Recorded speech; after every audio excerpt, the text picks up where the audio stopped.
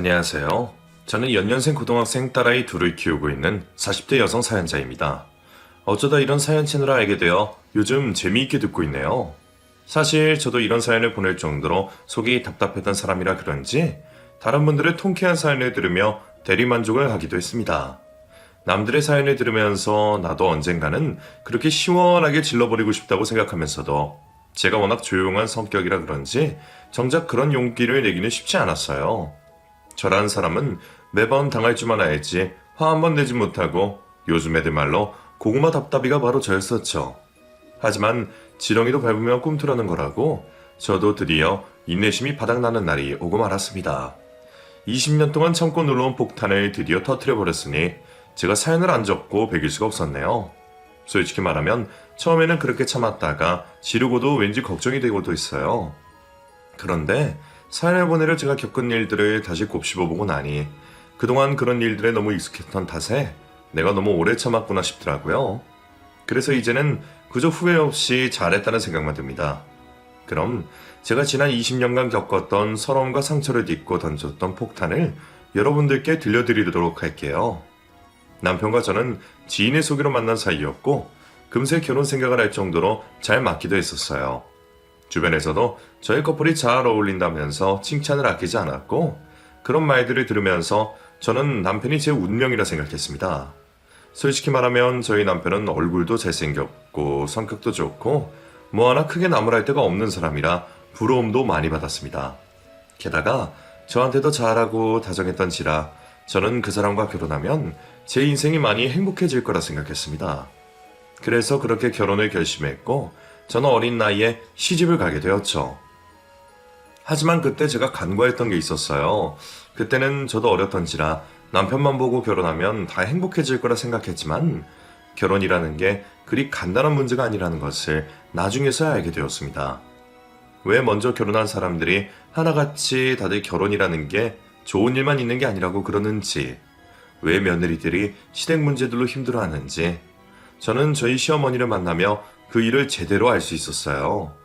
사실 저희 시어머니는 결혼 전부터 저를 그리 마음에 들어하지 않으셨습니다. 원래 시어머니들이란 다 그러시는 건지 모르겠지만 어머니는 저희 결혼을 반대하지는 않으시면서도 저를 좋아하지는 않으셨어요. 제가 처음 인사를 드리러 갔을 때에도 제 앞에서 그런 뒤를 숨기지 않으셨죠. 남편 아버지가 일찍 돌아가시고 홀어머니가 고생이 많으셨다고 듣기는 했지만 그래서였는지 시어머니는 저보다 아들이 아깝다는 얘기를 골백 번도 더 하셨습니다. 사실 어머니 입장에서는 그게 맞는 얘기였을 수도 있어요. 남편은 대학도 나왔고 좋은 회사 다니고 있었지만 저는 형편 탓에 고등학교만 졸업하고 그 후 작은 회사에서 격리로 일을 하고 있었으니까요. 학벌이나 직업만 보더라도 제가 한참 떨어진다 싶으셨을 겁니다. 그래서 저는 시어머니가 저희를 반대하실지도 모른다고 예상을 했었고 어떻게든 시어머니에게 잘 보이려 노력할 수밖에 없었죠. 그래도 다행히 제가 반대할 만큼 싫지 않으셨던 건지 아니면 아들에게만은 좋은 어머니가 되고 싶으셨던 건지는 몰라도 어머니는 저희의 결혼을 별일 없이 허락하셨습니다. 하지만 그렇다고 시어머니가 저를 당신의 며느리로서 인정하셨던 것은 아니었습니다. 결혼 전이나 후나 어머니가 저를 대하시는 것이 크게 다르지 않았었으니까요. 아니, 오히려 결혼 후 본격적인 시집살이가 시작되었다고 해야겠네요. 저도 어머니가 저를 반기지 않으신다는 걸 잘 알았지만 그런 것과 상관없이 저는 어머니께 잘하고 싶었습니다. 시어머니이기 전에 남편의 어머니였고 어머님이 남편을 기르느라 얼마나 고생하셨는지 저도 알고 있었기 때문이었죠. 사실 저희 시어머니는 저보다 훨씬 어린 나이에 결혼을 하셔서 남편을 낳으셨습니다. 그 당시에는 다들 일찍 결혼을 한다 하더라도 제가 생각하기에도 시집살이 하기에는 참 이른 나이였다 싶었어요. 이제 막 20살 된 어머니가 일찍 결혼해서 홀 시어머니 모시고 사셨던 것을 생각해보면 같은 며느리 입장에서 괜히 안쓰럽기까지 했습니다.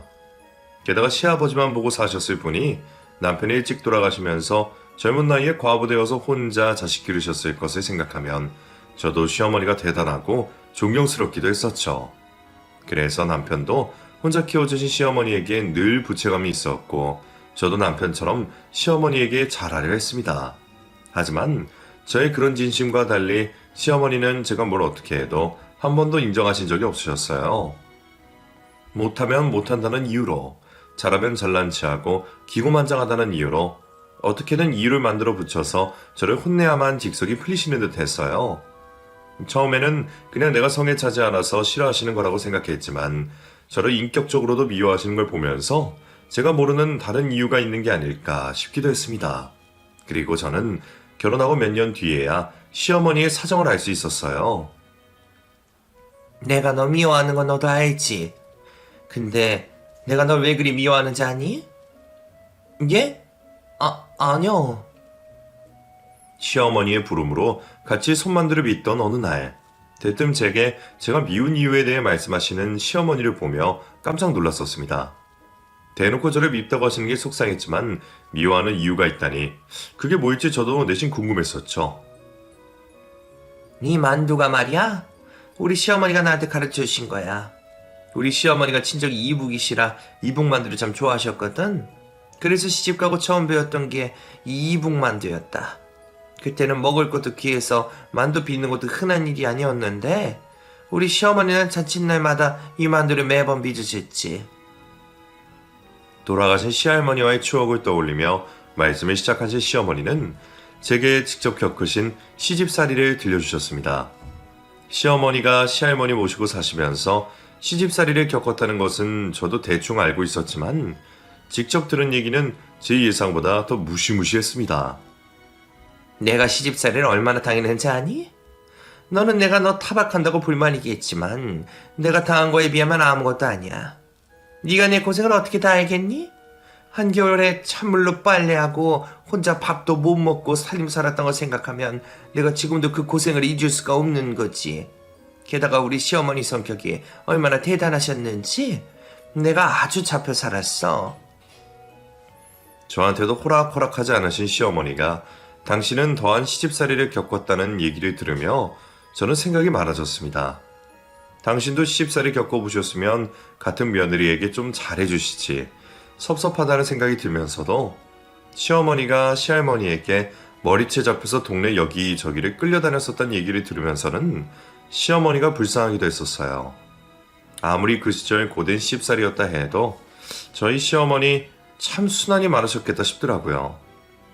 게다가 그런 시어머니보다도 남편이 먼저 죽었으니 그 후 얼마나 더한 고생이 있으셨을지 예상이 되었습니다. 네가 그 일을 겪었으면 진작 도망갔을 거다. 나도 맨날 도망가고 싶다 그 생각만 했을지. 그나마 우리 진성이 낳고 내가 그나마 숨통이 튀었지. 그전에는 밥도 제대로 못 얻어먹었어. 그런데도 장남 얼굴에 상처라도 나면 우리 시어머니는 나를 그렇게 잡으셨다. 애미가 자식 새끼 하나 못 챙긴다면서 말이야. 욕을 얼마나 하셨던지.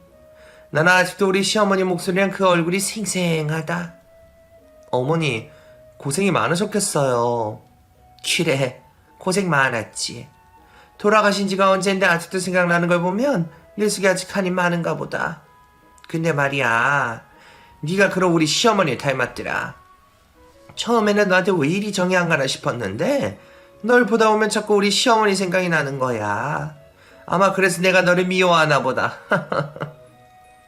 시어머니는 옛 추억을 떠올리며 저와 시할머니가 겹쳐 보인다며 우스갯소리처럼 말씀하셨지만 저는 그 말이 얼마나 소름 끼쳤는지 모릅니다.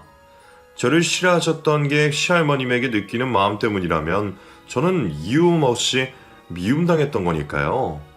물론 그 이유가 전부는 아니시겠지만 그 말씀은 정말이셨는지 그 후로도 시어머니는 저를 끝내 마음에 들어하지 않으셨습니다.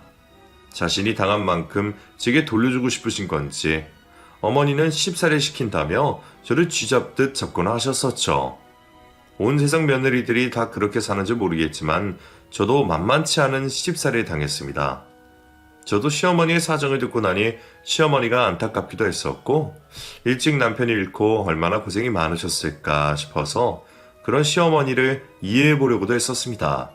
하지만 그런다고 나아질 사정은 아닌 듯 했죠. 오죽하면 저희 남편도 저를 괴롭히려는 자기 어머니를 말리며 저를 불쌍히 했었겠나요? 남편은 며느리 시집살이 시키려는 시어머니의 모습이 많이 낯선지 자신이 알던 어머니가 아닌 것 같다 말하기도 했었습니다. 어머니가 매번 심심할 때면 저를 불러다가 괴롭히시라 하시니 혹시 어머니가 혼자 계셔서 더 그러신 건 아닌가 생각하기도 했어요. 어머니가 워낙 일찍 아버지를 보내셨잖아. 그 뒤로는 나 기른다고 평생 고생만 하셨고, 여태 나를 위해 살아오셨던 분이라 아무래도 아들 장가 보내고 기분이 좋지만은 않으신가 봐. 굳이 며느리한테서 시어머니를 투영하면서까지 그렇게 생각하시는 이유가 따로 있는 게 아닐까? 그럼 당신 말은 어머니가 외로우셔서 괜히 질투라도 하신다 이거야? 글쎄.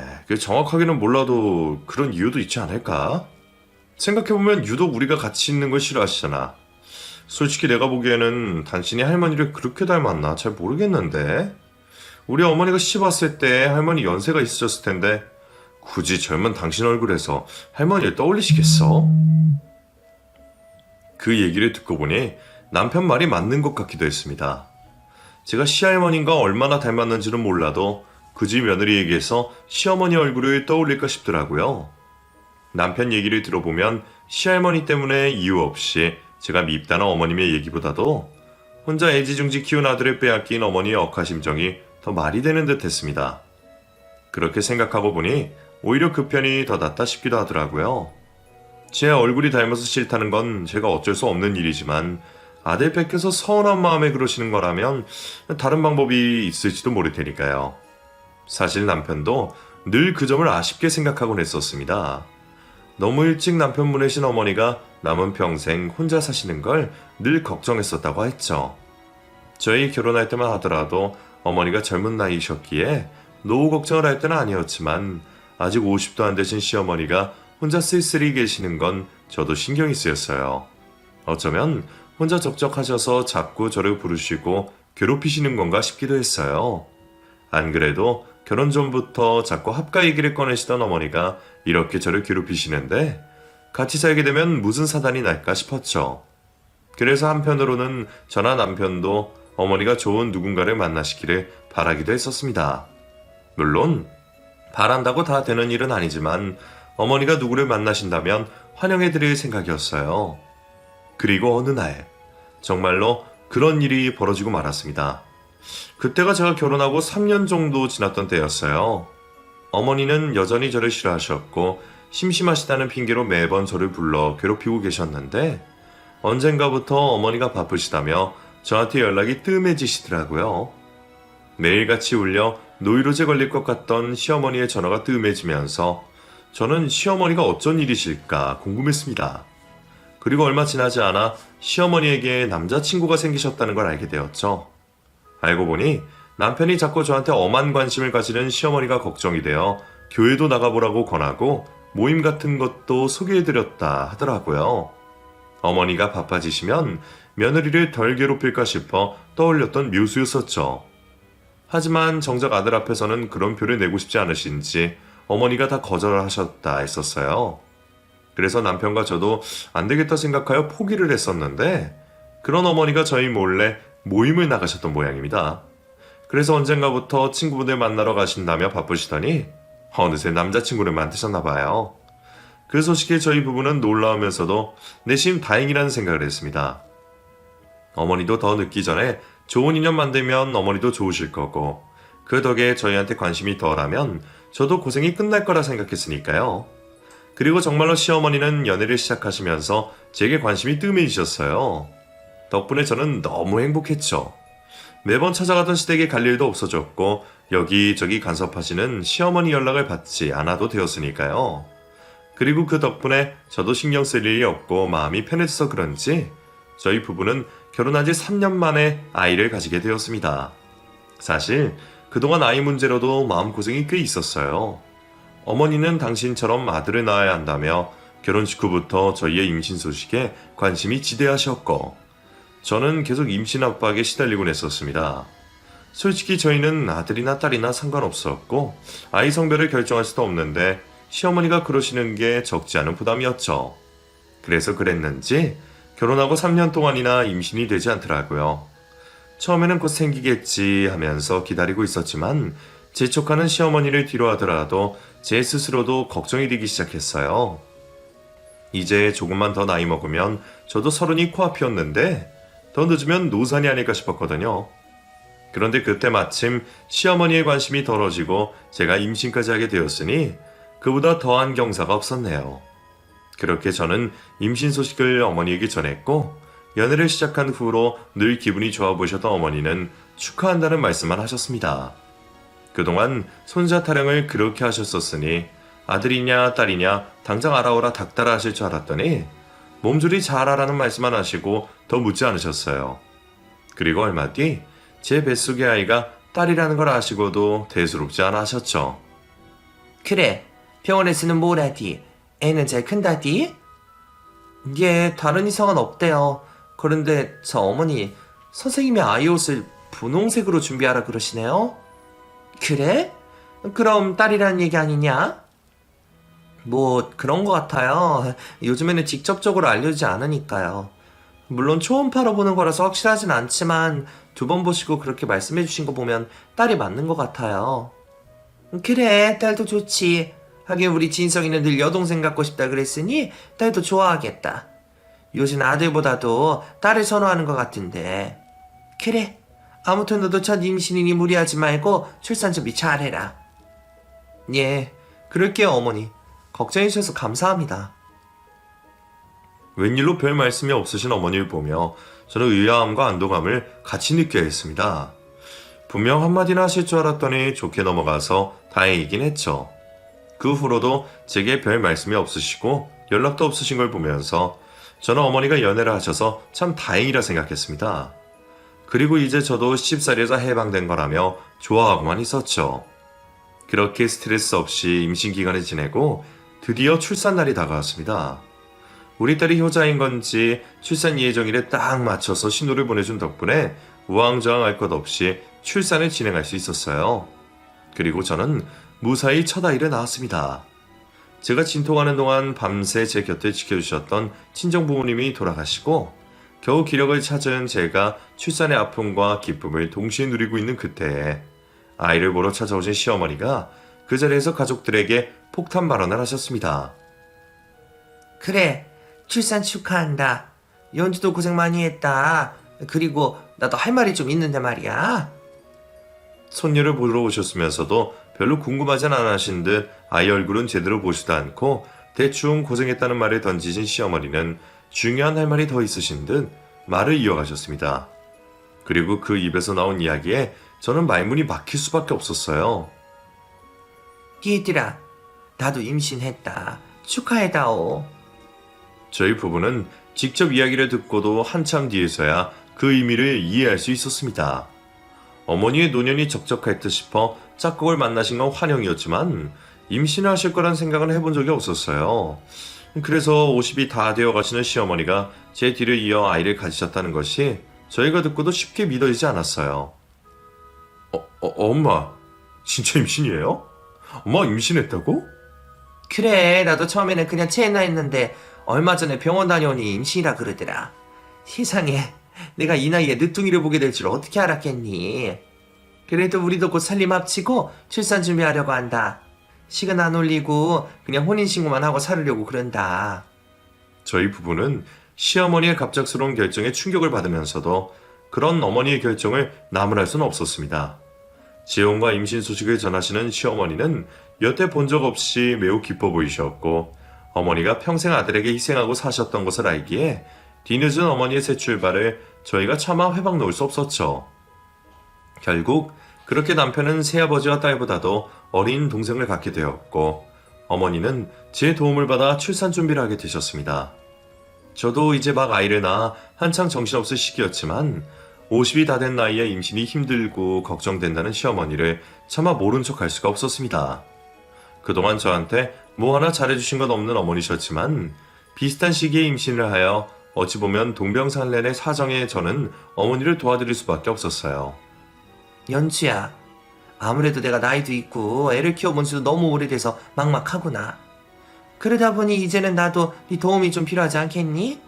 어떻게 보면 네가 바로 직전에 애를 낳아서 나보다 훨씬 잘할 텐데. 그러니까 앞으로는 네가 나 좀 도와다오. 알겠지? 임신을 하신 어머니는 제게 도움을 구하셨습니다. 말이 도움이지 수발을 들으라는 이야기였지만 말이에요. 그래도 그나마 새 시아버지가 곁에서 챙기셨으니 망정이지 그분이 계시지 않았더라면 아마 저는 막 애를 낳은 몸으로 임신한 시어머니 곁에서 온갖 고생을 했을 겁니다. 그나마 겨우 한숨 돌렸다 싶었던 그때 저희 가정에 또 다른 소식이 찾아왔습니다. 바로 저희 둘째 임신 소식이었어요. 큰딸 낳고 겨우 반년 만에 임신이 된 것을 보고 저도 깜짝 놀랐습니다. 몇 년 기다려도 찾아오지 않던 아이들이 갑자기 한 번에 연달아 찾아오다니 이게 잘된 일인지 아닌지 저는 당황스럽기도 했어요. 하지만 그래도 제게는 여전히 기쁜 일이었습니다. 나이 터울은 좀 둘 생각이었긴 했지만 저도 둘째 생각을 했었거든요. 그래서 이렇게 된 거 그냥 일찍 찾아와 준 거라 생각하고 감사히 여기게 되었습니다. 다만 그 사이에 신우이가 태어날 예정이라 제가 무슨 고생을 해야 할지 그게 걱정일 뿐이었어요. 그래도 저를 챙기는 남편 덕분에 임신 중에 큰 고생은 없었습니다. 물론 제가 둘째를 가진 것을 두고 시어머니는 좋아하지 않으셨어요. 처음에는 임신한 자기 생각은 안 하냐며 저더러 눈치가 없다고 타박까지 하셨지만 결국 어머니로도 어쩔 수 없는 일이었죠. 그렇게 저는 연년생 딸을 낳게 되었고 그 사이 어머니도 누뚜기 신우이 낳으셨습니다. 노산이라 고생이 많으셨지만 건강체지 덕분이었는지 별일은 없으셨어요. 물론 젊은 산모들보다는 회복기간이 훨씬 길었지만 병원에서도 엄청 노산이라며 걱정을 했는데 그만하면 다행이셨죠. 하지만 그런 어머니도 그 나이에 육아는 좀 힘드셨나 봅니다. 어머니가 신우이를 낳은 후 제가 출산을 기다리고 있어서 그러셨는지 몇 달간은 어떻게든 알아서 챙기려고 하시더니 제가 둘째를 낳고 산후조리를 끝내자마자 아이를 제게 데려오셨어요. 어머니는 어차피 둘이나 셋이나 거기서 거기라며 제게 마음 놓고 신우이를 맡기셨습니다. 다 큰 애들 키우는 것도 아니고 어린 아이들을, 그것도 겨우 1살 터울 아이들 셋을 동시에 돌보려니 절대 쉬운 일이 아니었습니다. 내 딸 챙기기도 바쁜데 신우이까지 챙기려니 몸이 셋이라도 모자랄 지경이었죠. 덕분에 저는 혼자 어린아이 셋을 키우며 안 해도 될 고생을 하게 되었네요. 그래도 그때는 이 고생이 머지않아 끝날 거라 생각했습니다. 지금이야 어머니가 당장 힘드셔서 도움받으시는 거겠지만 이제는 남편이 없는 것도 아니고 당신 딸이니 조금 적응하시면 당신들이 알아서 하실 거라 생각했어요. 그런데 오래가지 않아 제가 예상하지 못한 일이 벌어졌습니다. 새 시아버지와 알콩달콩 잘 지내시는 줄 알았던 시어머니가 돌연 이혼을 선언하셨거든요. 늦게 만난 인연이라 늘 애달프다 하시던 분들이 결혼한 지 얼마나 되었다고 이혼이라니. 얘기를 하지 않으셔서 자세한 이유는 모르지만 아직 신우이도 어린데 두 분이 너무 성급한 결정이 아닐까 싶었어요. 그렇게 저는 이유도 듣지 못하고 시어머니의 이혼을 맞닥뜨려야 했습니다. 결국 시어머니는 다시 혼자가 되셨고 이제는 늦둥이 딸까지 혼자 책임지셔야 했습니다. 제가 봐도 막막한 상황에 남편은 시어머니를 크게 걱정했습니다. 사별에 이혼에 어머니 팔자가 드센가 싶었네요. 그나마 말년에는 행복하시기를 바랬더니 이런 일이 생길 줄은 누구도 몰랐던 거죠. 남편뿐만 아니라 저도 걱정이 많았습니다. 다시 혼자 되신 어머니가 이제 어쩌실지, 그런 시어머니가 불쌍한 마음에 저는 시모와 신우이를 두고 볼 수 없었어요. 결국 저희 부부는 어머니 대신 어린 신우이를 데려다 키우다시피 했었습니다. 저희 두 자매는 세 자매처럼 자라야 했고 모두 정말 고생이 많았죠. 애들이 동시에 울 때면 저는 아이를 다 같이 어르느라 정신이 없었고 혹시 시어머니가 보시고 제 딸들만 편애한다고 생각하실까봐 신우이를 우선으로 챙기곤 했었어요. 덕분에 저는 제 딸들에게만 온전히 애정을 쏟을 수 없었습니다. 제가 어린 신우이 달래느라 안아들면 제 딸들은 바닥에 뉘어져 울면서 저를 쳐다보았고 그럴 때마다 저는 늘 죄책감에 시달릴 수밖에 없었어요. 저는 그렇게까지 하면서 신우이를 돌봤건만 시어머니는 고마운 줄도 몰랐습니다. 지금이야 원래 그런 사람인 것을, 아니 아예 기대를 하지 말았어야 했다 생각하지만 그때는 저도 시어머니를 너무 인간적으로 생각했던 것 같네요. 그런 심으로라도 고마운 것은 알 거라며 내심 저희 관계가 좋아지기를 기대했으니 말이죠. 하지만 그것은 헛된 기대였고 결국 저만 바보였습니다. 제가 아무리 잘하고 희생한다 한들 시어머니 눈에 저는 여전히 눈엣 가시일 뿐이었어요. 게다가 제가 아이들을 낳고 시어머니가 이혼을 하신 뒤로는 시어머니 눈에 가시는 셋이 될 수밖에 없었습니다. 저는 미워하더라도 남편 핏줄인 자기 손녀들은 예뻐할 줄 알았더니 그렇지 않더라고요. 그건 아마 늦둥이 시누이 때문이었을지도 모르겠습니다. 사실 시어머니가 제가 출산하던 그날 임신 사실을 밝히며 폭탄 선언을 했을 때부터 이런 일이 미리 예견되어 있었을지도 모르겠습니다. 그때부터 시모에게는 손녀들의 존재는 안중에도 없이 자신의 늦둥이 딸만 중요하게 생각했던 거겠죠. 거기다가 저희 딸들이 자기 딸보다 잘난 것을 보면 시모에게는 달갑지 않은 일이었을 겁니다. 저희 딸들이 시누이와 조카와 고모 관계라고 하지만 결국에는 가까이 지내는 한 살 터울의 또래였으니 남들이 보기에는 자연스레 비교가 될 수밖에 없었어요. 그런데 하필이면 저희 딸들은 따로 시키거나 가르치지 않아도 워낙 잘하는 아이들이었고 시누이는 개념 없는 시어머니 밑에서 공주로 자란 탓에 뭐 하나 자기 손으로 할 줄 모르는 아이였습니다. 게다가 큰애는 전교권에서 놀 정도로 공부를 잘하고 둘째는 공부는 평균이어도 여러 방면으로 재주가 좋아서 여기저기 상을 타오고 칭찬받는 일들이 많았으니 저희 아이들이 모든 그저 그런 시누이와 비교될 수밖에 없었죠. 그래서 시어머니는 어떻게든 저희 딸 아이들을 깎아내리려 하고 자기 딸과 비교하려 했지만 그렇다고 잘난 것을 감출 수도 없었죠. 그리고 그런 시어머니의 편에는 아이들도 익히 알고 있었습니다. 그래도 착한 제 딸들은 자기 고모와 시어머니에게 잘하려고 했었고 웬만한 잔소리나 시비 앞에서는 별로 개의치도 않았었어요. 저도 그런 아이들을 보며 저 역시도 시모와 시누이 앞에선 늘 참으며 조용히 지낼 뿐이었습니다. 하지만 그런 저의 인내도 어느 날 바닥나는 일이 벌어지고 말았습니다. 그날은 저와 제 딸들이 다 같이 시어머니 집에 가는 날이었어요. 당시 저희 큰딸이 고1이 된 시누이의 공부를 봐주고 있었거든요. 저희 큰애가 워낙 공부를 잘하다 보니 그게 샘나신 시어머니가 혼자 공부하지 말고 네 고모도 챙기라며 억지로 과외를 시켰죠. 솔직히 말하면 저는 딸이 시누이 공부를 봐주는 걸 달갑지 않아 했습니다. 가뜩이나 자기 공부할 시간도 없을 텐데 굳이 그래야 하나 싶었거든요. 그런데 장녀라고 일찍 처리된 큰딸은 저를 걱정해서 그러든지 자기는 괜찮다며 자기 할머니가 시키는 대로 과외를 하더라고요. 지혜야, 하기 싫으면 안 해도 괜찮아. 너 바빠서 안 된다고 엄마가 할머니한테 잘 얘기해 줄게. 솔직히 너도 이제 고2인데 네 공부하기도 바쁘잖아. 근데 네가 너희 고모까지 챙길 겨를이 어디 있니? 네 고모는 내가 알아서 할 테니까 부담 가지지 마. 엄마, 저는 괜찮아요. 어차피 내가 평소에 지은이 공부도 봤잖아요. 어차피 둘이 같은 학년이니까 지은이 봐줄 때 같이 봐주면 돼요. 둘이 같이 공부하면 서로 도움도 될 거고 그리고 동생이랑 고모 가르치다 보면 저도 수능 공부 되고요. 그것 좀 한다고 성적 떨어지진 않을 거예요. 저는 정말 괜찮으니까 걱정 마세요. 아마 아이들도 제가 시어머니 앞에서 꼼짝 못하는 걸 알고 있었을 거예요. 그리고 누구보다 저를 위하던 아이들은 저 때문에라도 시누이와 잘 지내려는 듯 보였고 저는 그게 늘 미안하고 신경이 쓰였죠. 그렇게 그날도 저희 아이들은 시누이와 공부를 하기 위해 시댁으로 가야 했고 저는 마침 시어머니가 시키시는 일이 있다 하여 같이 시댁으로 가게 되었습니다. 그리고 아이들이 방에서 공부를 하는 동안 저는 부엌에서 열심히 시어머니가 시키시는 대로 주방 정리를 하고 있었습니다. 오랜만에 대청소를 좀 해야겠다며 어머니가 온 집안을 뒤지고 계시더라고요.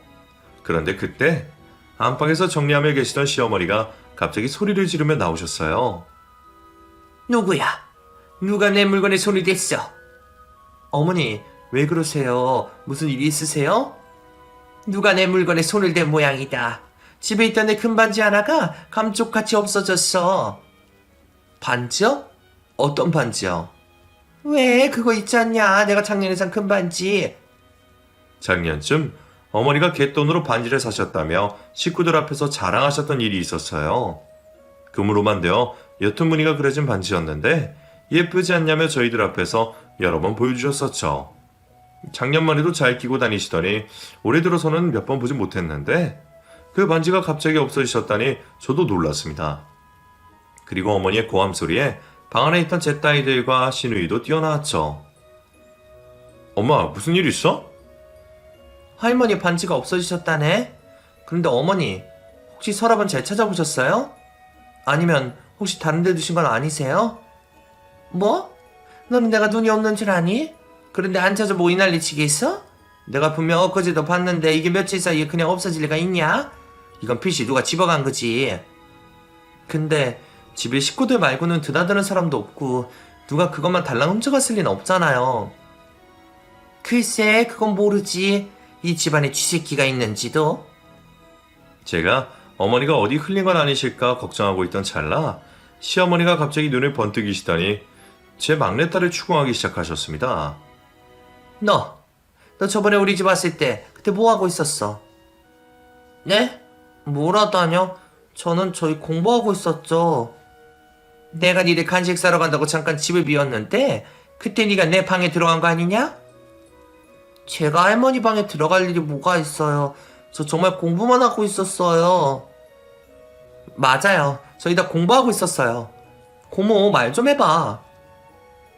글쎄, 나 잘 모르지. 우리가 공부하고 있긴 했지만 네가 화장실 갔다 오면서 들어갔을지도 모르고. 그리고 지연이 너 저번에 우리 엄마 반지 예쁘다 그랬었잖아. 뭐? 얘가 그런 얘기를 했었어? 너 화장실 간다 그러면서 내 방 들어갔구나.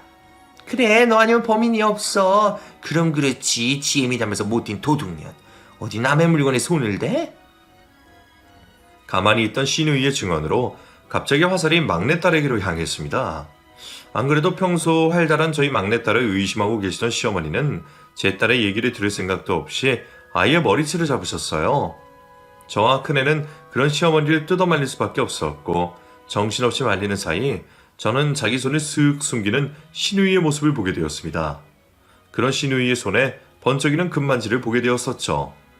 그 모습을 목격한 저는 어이가 없을 수밖에 없었습니다. 같이 사는 자기 딸은 의심하지도 않던 시어머니와 대놓고 손가락에 반지를 훔쳐 끼고 있었으면서 내 딸에게 누명을 씌운 시누이가 참 대단하더라고요. 그리고 그 순간 저는 머리에 퓨즈가 나간 것 같았습니다. 나는 시집 온 게 잘못이라며 다 참고 살았어도 죄 없는 내 딸들을 건드리는 건 도저히 참을 수가 없었어요. 그동안 내 딸들이 나 때문에 또래 고모에게 양보하고 져주고 사는 것을 참고 있었는데 내 딸을 도둑 취급하는 것은 도저히 견딜 수 없었습니다. 저는 숨기려는 시누이 손을 잡아 채 시모 눈에 들이밀었습니다. 어머니, 이게 찾던 반지 아니에요? 이거 맞잖아요. 어머, 이게 왜 여기 있어? 도둑년이 여기 있었네요. 아가씨, 아무리 애비 없이 자랐어도 이러면 안 되는 거죠. 못 배운 티를 그렇게 내고 싶어요? 뭐? 너 지금 내 딸한테 뭐라 그랬어? 애비가 없어? 도둑년? 네가 아주 미쳐서 날뛰는구나. 이제는 눈에 뵈는 게 없지? 그럼 내 자식이 엄하게 도둑 취급받고 머리채 잡혔는데 눈에 뵈는 게 있겠어요? 어머니도 그러시는 거 아니에요. 그동안 저희 애들이 모자란 고모 잘 챙겨준 걸 고마워했어야지. 어떻게 내 딸을 도둑 취급할 수 있어요? 자기 딸 도둑으로 키워놓고 뭘 잘했다고 남의 딸한테 행패해요? 인연이 보자 하니까 정말? 제가 참았던 속내를 터뜨리자 시모는 화가 나는지 저를 향해 손을 들어 올렸습니다.